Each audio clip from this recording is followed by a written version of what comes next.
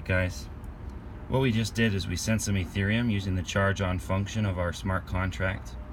So we should see on the left here, in between 30 seconds and a minute and a half, that's how slow it goes for Ethereum, you should see it turning on in the database, and you'll see a state change in that database. There it goes. He'll now click yes. That'll authorize for it to turn on. A bunch of state changes just happened. Now we're going to see it boot. So it should boot here any second.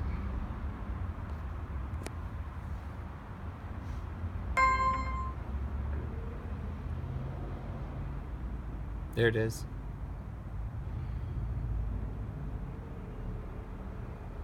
Cool.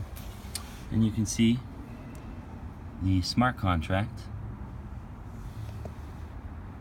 has reflected this new transaction 47 seconds ago accordingly. And we're charging. We're off to the races. Pretty cool. We can charge up our electric car now.